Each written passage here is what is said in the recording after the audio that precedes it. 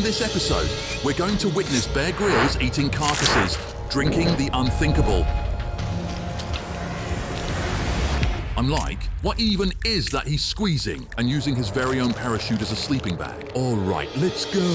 The wilderness is Bear Grylls' restaurant, where the menu is dictated by nature's hunters or Mother Nature herself. Here are some times when Bear Grylls discovered what I'd like to call leftovers, nature's leftovers. Hello, who go under here? Mountain lions often leave part of their kill hidden.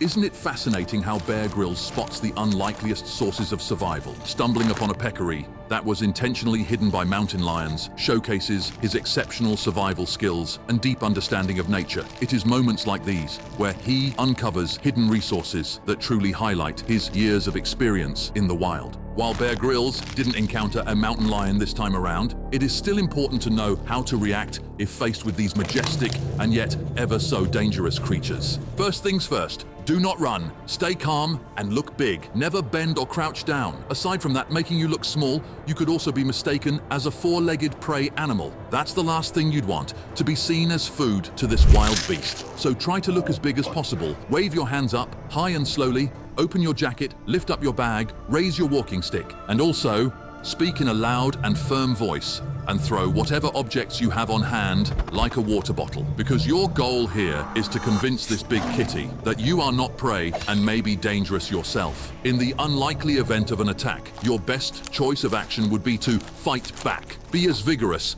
and wildlike as possible. It's crucial to protect your head and your neck. This is your life at stake. Make this mountain lion your prey. You're the one that's going to be having a big dinner tonight. Get back! Get away! Head back! Get out!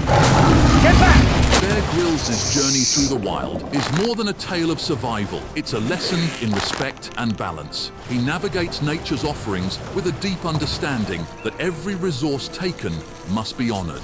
This respect for the natural world is what guides him, even as he prepares to make a meal out of what the mountain lion left behind. It's a dance with nature where both give and take, ensuring that nothing goes to waste and the delicate balance of the ecosystem is maintained.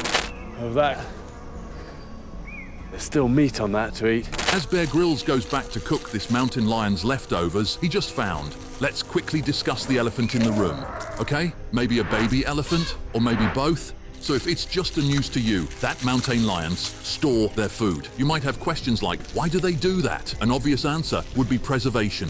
Just like us humans and our refrigerators, the act of covering or hiding their kill, or what's left of it, helps to keep it fresher for longer, especially in cooler temperatures. This way, they can return to it later to feed again, ensuring they have a food source available over a period of days. Another reason would be to conserve energy. Just imagine having to go to the grocery store every single day just to buy one day's worth of meals for your family. I don't know about you, but that'd getting tiring for me real quick. So for this oversized cat, by securing their kill and hiding it, this mountain lion can conserve energy. Well, that was before Bear Grylls took it. Imagine you waited in line for 1 hour just to buy this limited edition pudding. You brought it back home. Label it with your name and do not eat on it. To be saved for that special occasion, only to find out the next morning it's gone. The mountain lion should have hid it better. That's all I'm going to say. But it's not just mountain lions that hide their food for a rainy day. Foxes are pretty clever with their leftovers, burying them in shallow holes or tucking them away under leaves and snow to snack on later. Wolves, on the other hand, tend to go all in, consuming most of their prey on the spot, but they'll hide away parts of larger kills for leaner times. Leopards are the masters of takeout, dragging their dinner up into trees to keep it away from other hungry eyes. Squirrels are all about future planning, stashing nuts and seeds in various hideouts, which they'll revisit when food is scarce. Crows and ravens have their own pantry system, hiding food across their territory to come back to when pickings are slim. And then you've got the squirrels of the sea, octopuses, hiding their uneaten meals under rocks on the ocean floor. So as you can see, this is how some wild animals out there manage their leftovers. By knowing where these wild animals hide their food, you can easily seek it. Did you see what I did there? Hide and seek? No? Anyway, Bear Grylls is going to say this in the later part of this video. This is actually how a lot of early man used to hunt. They actually weren't great hunters. But rather, they were great scavengers, following predators and eating what they left over. You don't think Bear Grylls was just aimlessly strolling around in the mountains looking for food? No. He's using his years of knowledge being out in the wild to spot opportunities rather than getting lucky. Don't rely on luck, but be grateful when you do. That's what my old pops used to say. The scorching heat of the Arizona desert by climbing up into the Sky Island mountains. So, Bear Grylls is in the mountains now, where water and clearly food won't be an issue, especially if you're comparing that to where he came from, that being the desert. When night falls, the temperature will plummet. Makes you curious, where did Bear Grylls end up sleeping? Forget for a second that you're 50 feet suspended up a sheer rock face. You heard that right. Bear Grylls ended up sleeping on the side of a mountain, hanging 50 feet above solid ground. Since he can't make a fire there, what he did to stay warm was simply simple. Filling my reserve parachute with grasses and pine needles will protect me from the worst of the coming night's cold. He pretty much stuffed his parachute with hay. The reason Bear Grylls chose this sleeping method is because it'll make him less vulnerable to mountain lions or bear attacks. 2 predators you wouldn't want waking you up in the middle of the night. But being completely out of their reach means you can sleep relatively safely. This is the type of bed you'd usually see climbers use when they're halfway up a mountain. This is what you call a hanging bivouac. I'm using the remains of the parachute to make what's known as a hanging bivouac. By tying the parachute cords to anchor points, you can see that Bear Grylls made a makeshift hammock. Okay, well, snug. Oh man, what a view. What a view indeed. Makes you want to experience this, even if only once in your lifetime. But then, hanging bivouacs do also kind of mess with your mind. This type of sleeping arrangement would certainly play games with your mind. Just hearing a couple of pebbles falling, you'll start questioning if your anchor points are secured. But you have to remember, the main reason for all of this is to be safe and to get rest, because tomorrow is another day, a day that will most likely be filled with trials. So literally every second of rest you get will determine your survival. Just realise it's a mental game and that you need sleep and you've got to rest. Now, remember that peakery Bear Grylls found? He's going to cook it, but you can't cook without fire, right? What was unique was the technique Bear Grylls used to create the fire. Grab a bit of tinder. What Bear Grylls is doing is creating a makeshift fire piston. He took 2 pieces of tube from his gear, where one tube can fit snugly into the other one. As you see here, he's going to hit the tube, and what that does is create compressed air. So the charcoal that he placed on the end of the smaller tube will catch on fire, creating an ember, which is what Bear Grylls will use to start his fire. The fire piston technique was developed in the jungles of Southeast Asia. And just like that, we have fire. Look at that fire go. And especially look at how happy Bear Grylls is. I'm like, who wouldn't be? In survival, fire is life. Anyway, the man's got to eat after all of that. And just see for yourself how he cooks the wildcat's leftovers. Actually going to put this straight on the fire like this, burn all the hair off, cut the meat and the skin. Bear Grylls ain't no master chef, but he sure is efficient. And conserving energy by doing less to get the same or similar outcomes. That's one of the keys to making it out there in the wild. Cooking this helps your body to digest and absorb its nutrients. I know that doesn't look all that good. Has a similar color to burnt popcorn, charred black. But remember, don't judge a book by its cover. But it's warm and it's nutritious. But sometimes you don't have to cook these leftovers. The meat is fresh, you can eat it like sushi, raw. In this episode of Man vs. Wild, Bear Grylls finds himself a zebra, or what's left of it. Look at this. Dead zebra. There's definitely a lion killed. Bear Grylls knows right away that this zebra is a lion's leftover.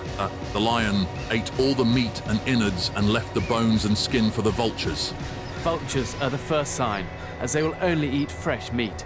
So, you see right here, these must have been the lions that left Bear Grylls a gift of leftovers. That Bear Grylls probably didn't enjoy eating, but ate anyway. It looks like 2 lionesses with her cubs just shading from the sun. Take a moment to appreciate nature's design. Do you see a lion? If you answered no, I don't blame you. But trust me, look, there is in fact a lioness. She is just invisible to the naked eye. Here, just barely right. It's amazing how camouflaged they are in the bush. They have adapted to seamlessly blend into their environment. Their golden fur mirrors the savanna's grass and bushes, making them almost invisible to both prey and other predators. But prey have also evolved as well. Take zebras, for example.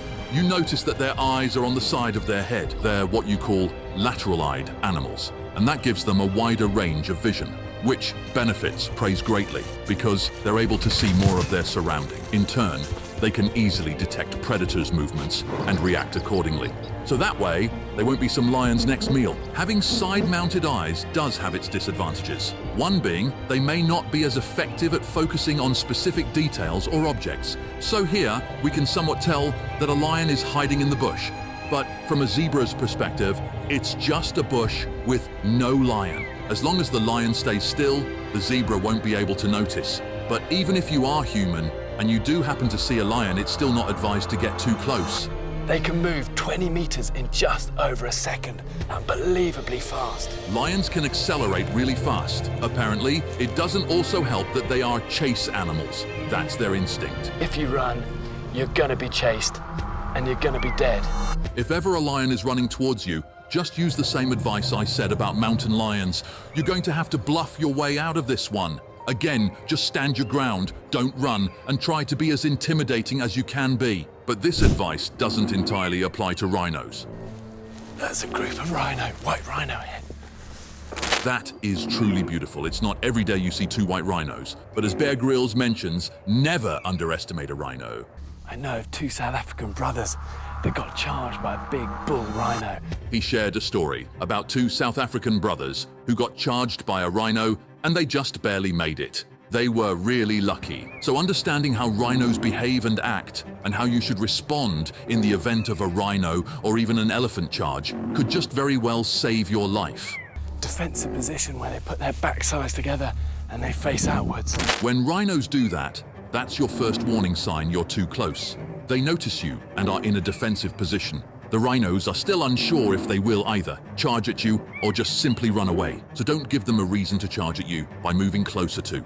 Further, appreciate their beauty. That is not an excuse, because you won't be able to outrun them. But if ever a rhino does charge at you, here's a Bear Grylls survival tip. You've got to stand firm, face it, hold that nerve, and then at the last minute, dive to the side. Yes, do exactly what Bear Grylls just said. Stand your ground and dive at the last second. Rhinos will charge in a straight line, so it will be predictable. And just like a moving car coming at you, get out of the way at the very last second. The rhino should still be in a charging momentum, so that's your opportunity to hide, find cover, and get away. I've moved out of their threat zone, and they're happier now, and slowly they move away. That's exactly what you should do. Move out of their threat zone, and they'll back off as well. It's at times like this where it's perfectly fine to just appreciate from afar. But imagine, what if it were an elephant charging towards you?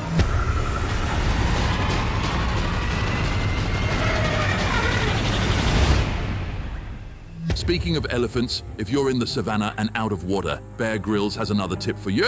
Because in the savannah, particularly in the middle of the day, you'd expect it to be hot, right? If you're caught out here without any form of water, you'll be lucky to last no more than 4 hours. So Bear Grylls shares something an old ranger taught him in such situations. And as with everything Bear Grylls shares, it could save your life. With no water source at all, is actually drink the fluid from a fresh elephant dung. You did hear that right. When you're out of options for water, and as a last resort, you can just find fresh elephant dung, drink the fluids by squeezing it. But we're all not like Bear Grylls now, are we? One that can just walk up to elephant dung and drink it. So my idea is, if you have a spare t-shirt, you can use that as a filter and maybe squeeze that into a bottle or directly into your mouth like Bear Grylls. Hopefully, none of us ever get into a situation like this. Drinking this type of water could have harmful bacteria, but in dire situations, it could buy you some time. Those vultures are a clear sign that something has fallen prey. Something to remember, a vulture's food can also be your food. Out in the wild, you'll have to take every opportunity you can get. And it seems a predator has some leftovers for the taking. So, Bear Grylls starts walking in the direction where the vultures are, because there could be a meal for him. Those vultures I saw before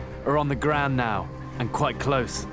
Bear Grylls being close to these vultures and them not flying away can only mean one thing. You see that? Those vultures there? They're so full of what they've been feeding off, they can't even take off. Isn't it just funny that the reason they chose not to fly off is because they're full? I do find it humorous, but for Bear Grylls, it's a sign that there's a fallen prey nearby. There's definitely a lion kill, and you can see where the lions have taken it down. We all know that these vultures had a feast. Also, let me guess what Bear Grylls is going to say next. A kill like this can mean food for the survivor. A kill like this can mean food for the survivor.